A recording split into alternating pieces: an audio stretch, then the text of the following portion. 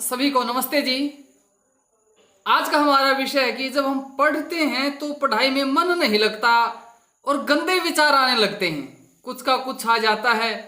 तो ऐसे में पढ़ाई में मन कैसे एकाग्र करें, इस विषय पर आज हम बातचीत करेंगे। एक छोटे से उदाहरण से आप पहले समझिए एक बात को। बहुत से विद्यार्थी पढ़ने वाले ही हमसे जुड़े हुए हैं।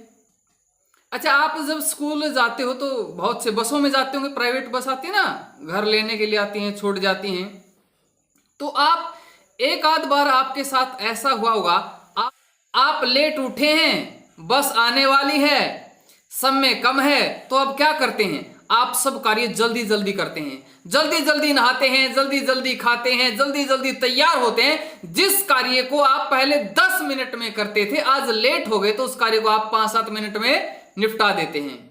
आपका किसी बात पर कोई ध्यान नहीं है। यदि कोई अच्छा सीरियल चला हुआ है, कोई अच्छा सीन आया हुआ है, तो आप उसकी तरफ ध्यान नहीं करते।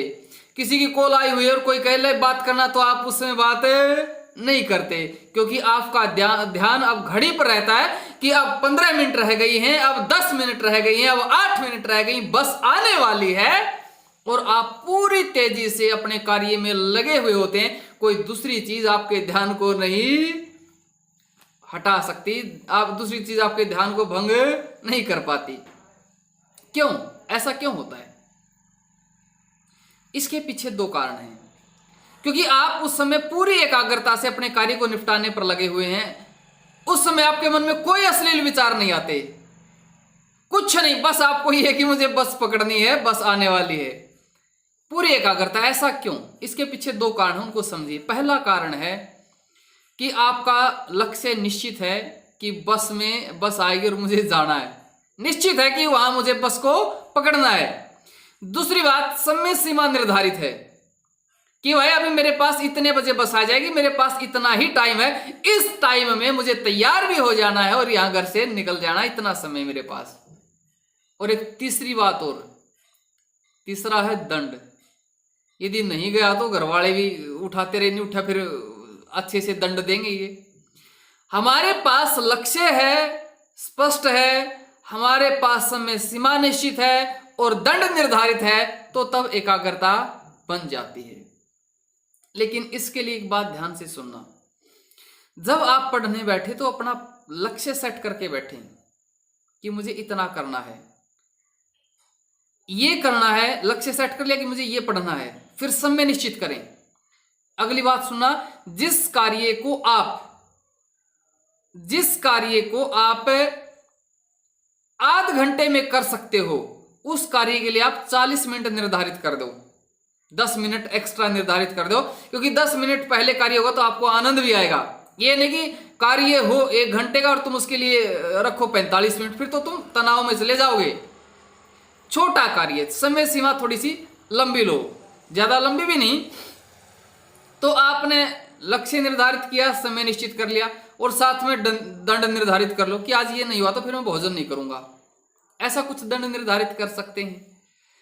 तो ऐसे में जब आप करेंगे तो आपको मजा भी आएगा और अच्छा भी लगेगा। छोटा छोटा लक्ष्य सेट करके पढ़ो, अलग ही मजा है, बिल्कुल आपको आश्चर्य होगा।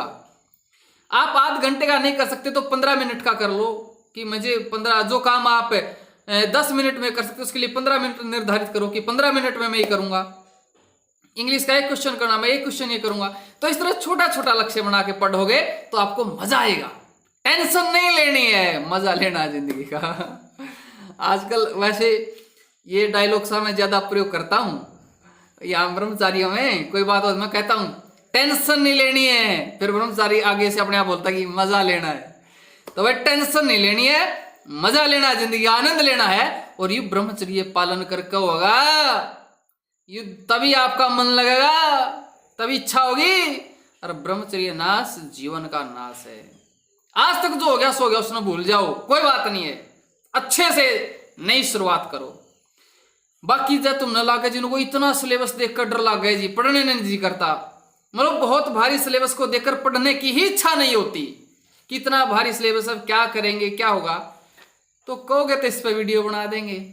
बाकी रविवार को तो अपनी ब्रह्मचर्य पर वीडियो आनी ही है, ठीक है ना। तो आनंद में रहा करो भाई। अरे मनुष्य जन्म मिला है, बड़े पुण्य कर्मों से मिला है, ये मनुष्य जन्म ने पाके भी टेंशन में क्यों रहो हो।